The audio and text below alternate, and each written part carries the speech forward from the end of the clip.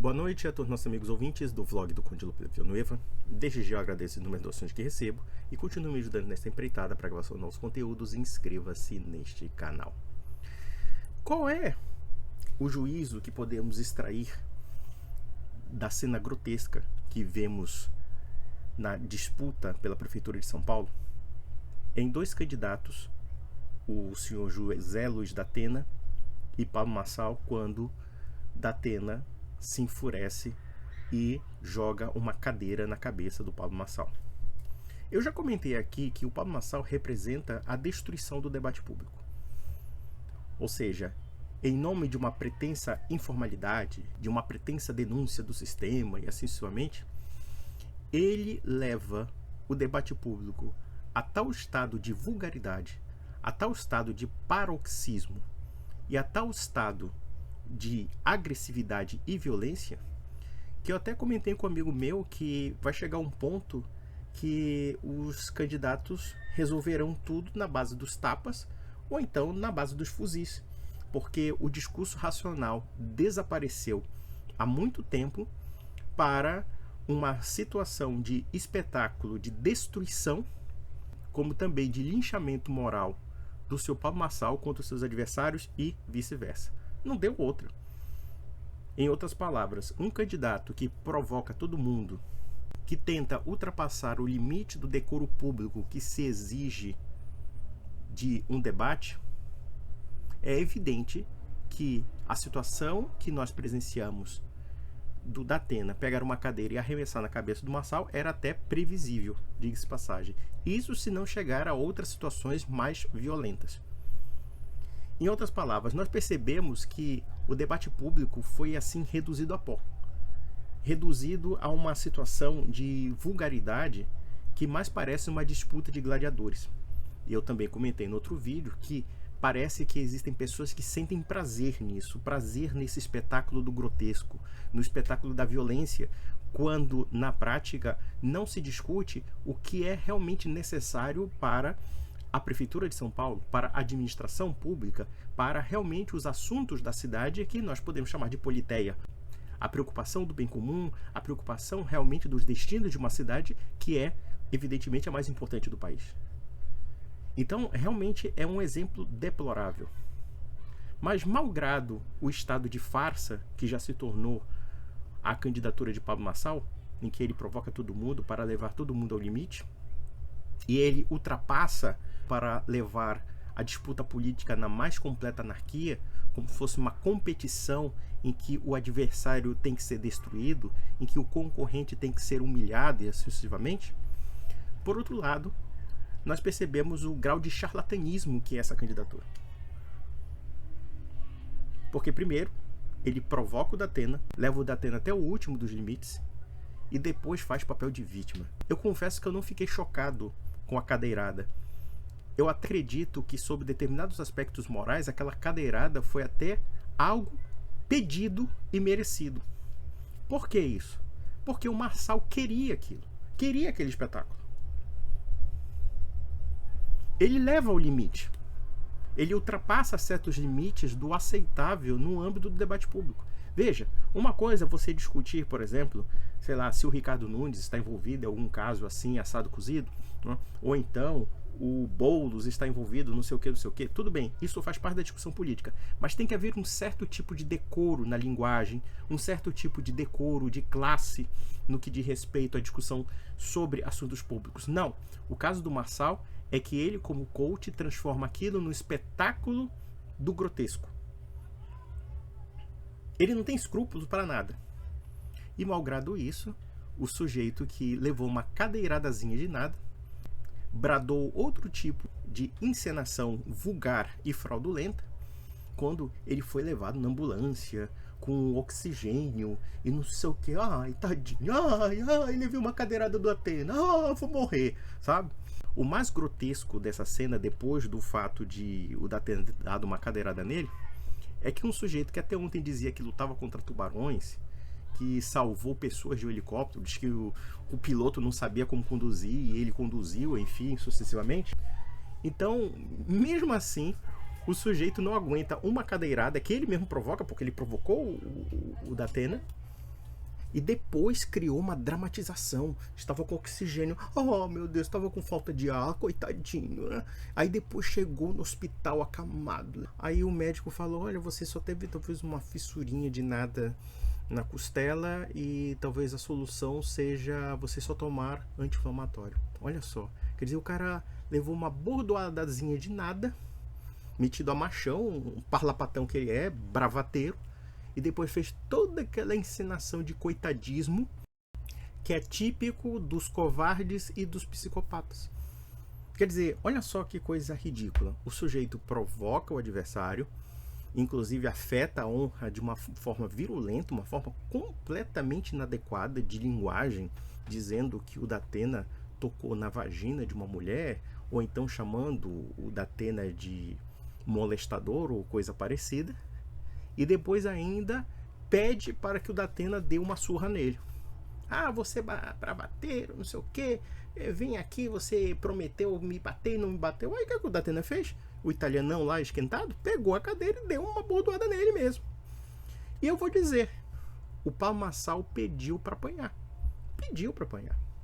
E nós temos aqui um público eleitoral que parece gostar de ver encrenca, achando que isso aí é o máximo, porque, não, a classe política é hipócrita, a classe política é falsa, e não sei o que, blá blá blá, e achando que isso, né, esse tipo de espetáculo do grotesco é a solução para, teoricamente, humilhar essa classe política.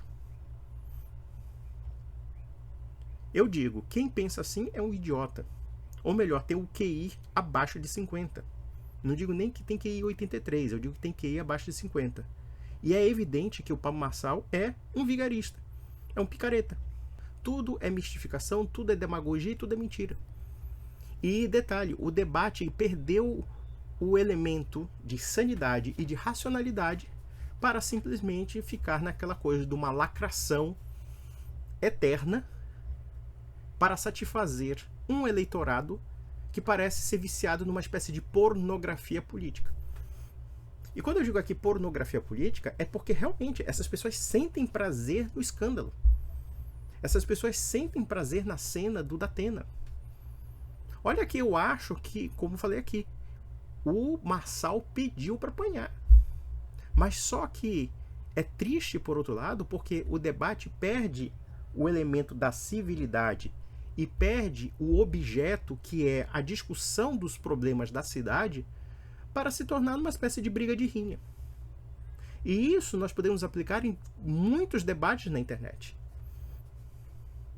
Esse tipo de retórica destrutiva, corrosiva, que leva a simplesmente querer esmigalhar o adversário por esmigalhar, para que as pessoas, como num coliseu romano, num pão e circo, sinta prazer de destruir o adversário, sem qualquer compromisso com a verdade, sem qualquer compromisso com o bem comum, sem qualquer compromisso com qualquer tipo de esclarecimento, de fato é o que o Pablo Marçal representa. Eu ouso dizer que a direita brasileira, que é catalisadora das piores ralés do universo e dos piores tipos vagabundos, arrivistas e marginais que podemos assim conjecturar, em muitos aspectos supera a esquerda dentro de métodos revolucionários e de subversão social. Porque não foi a esquerda que tentou um golpe de Estado. Não foi a esquerda que tentou incendiar o país. Não foi a esquerda que tentou criar inúmeras situações de ruptura institucional para destruir o pleito democrático e o processo democrático. Não que a esquerda se torne santa por causa disso. A esquerda é escrupulosa e todos nós sabemos disso. Mas pelo menos a esquerda aceita o jogo político. Evidentemente que o jogo político é bastante conveniente para ela. No entanto, a direita não sabe fazer política. A direita é baderneira. A direita é anarquista nos seus métodos. A direita é, acima de tudo, escatológica e extremamente destrutiva. Não tem nada a propor para o país.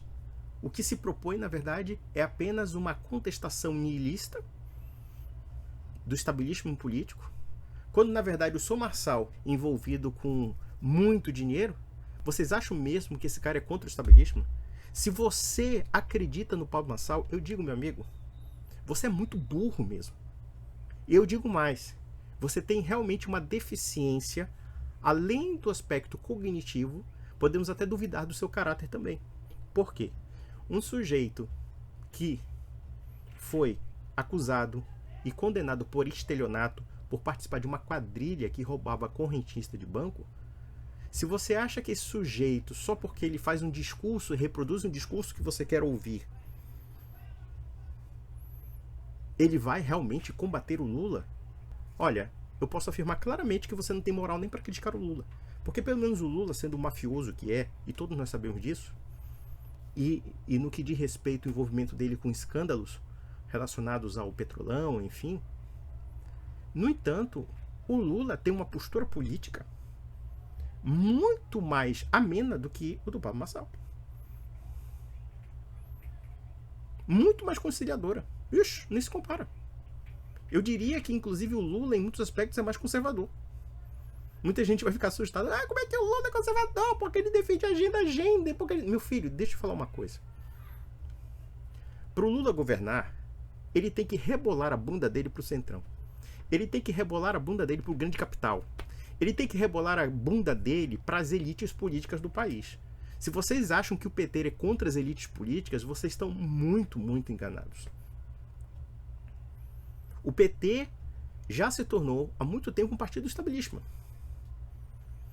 E ele não tem controle sobre o estabelismo, como vocês acreditam que tenha. Ele apenas se alinhou e se incorporou àquilo que o estabelismo exige. Que é o estabelismo do Centrão, que é o grupo que domina o país desde a época da Constituição de 1988. É muito simples. O que eu estou falando aqui é uma dimensão sociológica óbvia. Não é a Venezuela. O Brasil nunca será uma Venezuela, como vocês falam, nos moldes, como vocês estão falando. Pelo contrário, quem se propunha a venezuelizar o Brasil é o Bolsonaro. Por quê? Porque ele queria cooptar o exército para uma revolução política. Vocês foram nas portas dos quartéis, vocês da direita, para pedir um golpe de Estado, para destruir a democracia, acreditando nas mentiras de uma pretensa fraude eleitoral que vocês nunca aprovaram. E agora vocês estão querendo colocar uma outra fraude, porque tudo no Marçal é fraude, tudo. Tudo no Marçal é inverossímil. A carreira dele de vida é inverossímil, a religiosidade dele é inverossímil, os discursos dele são inverossímeis, ele não tem nem projeto político para São Paulo. Se bestar, até o Boulos tem mais projeto político. Até o Boulos, que é um cretino também. Então é isso que é a direita brasileira.